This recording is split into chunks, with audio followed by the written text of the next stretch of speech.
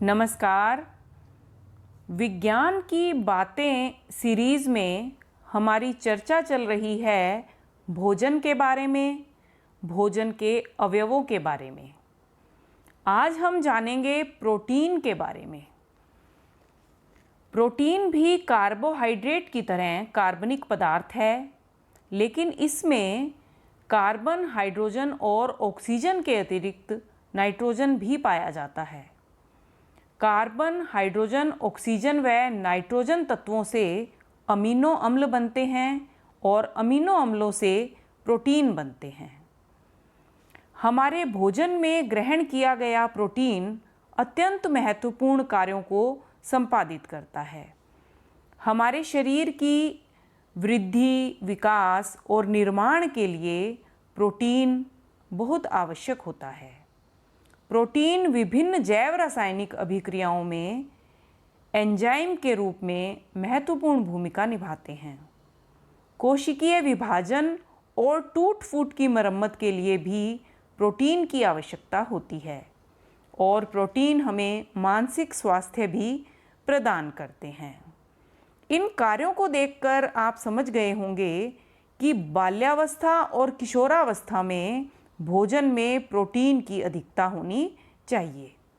इन अवस्थाओं में शरीर में वृद्धि और विकास होता है और समुचित रूप से ये वृद्धि और विकास हो सके, इसलिए बाल्यावस्था और किशोरावस्था में भोजन में प्रोटीन की अधिकता निश्चित रूप से रखनी चाहिए। भोजन में प्रोटीन के स्रोत कौन कौन से हैं? विभिन्न जंतु उत्पाद जैसे दूध, मांस, मछली, अंडा आदि हमें प्रोटीन देते हैं। पादप उत्पाद जैसे सभी फलीदार सब्जियां, मटर, सोयाबीन और सभी दालें भी फलीदार होती हैं, इन सब से हमें प्रोटीन मिलता है। अनाज और अंकुरित अनाज भी प्रोटीन के मुख्य स्रोत होते हैं।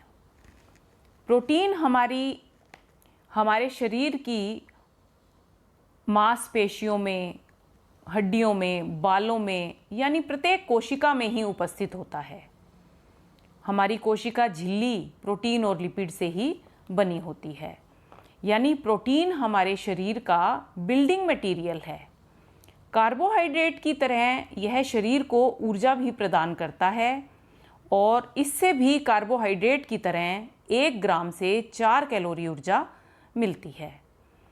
कार्बोहाइड्रेट हमारी दिन भर की ऊर्जा का 60 से 75% भाग देता है और प्रोटीन हमारी दिन भर की ज़रूरत का 12 से 20% ऊर्जा का भाग हमें देता है। किसी खाद्य पदार्थ में प्रोटीन की उपस्थिति का पता किस तरह लगाया जाता है? किसी खाद्य पदार्थ में प्रोटीन का परीक्षण करने के लिए हमें आवश्यकता होती है नीले थोथे यानी कॉपर सल्फेट की और कास्टिक सोडा यानी सोडियम हाइड्रोक्साइड की। एक छोटा सा प्रयोग हम करके देख सकते हैं कि बेसन का गाढ़ा घोल बनाएं, उसमें 2-3 बूंद कॉपर सल्फेट यानी नीले थोथे की डालें और 10-12 बूंद कास्टिक सोडे की डालने पर मिश्रण का रंग बैंगनी हो जाता है, जिससे हमें उसमें बेसन में उपस्थित प्रोटीन का पता लगता है। इसी तरह हम किसी और पदार्थ में भी प्रोटीन की उपस्थिति का पता लगा सकते हैं। प्रोटीन की अधिकता और कमी दोनों ही मनुष्य शरीर के लिए नुकसानदायक होती हैं।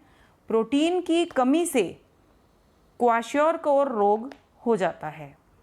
क्वाशियोरकोर रोग में बच्चे का पेट फूल जाता है, उसे भूख कम लगती है, उसका स्वभाव चिड़चिड़ा हो जाता है, उसकी त्वचा पीली, शुष्क और धब्बेदार होकर फटने लगती है।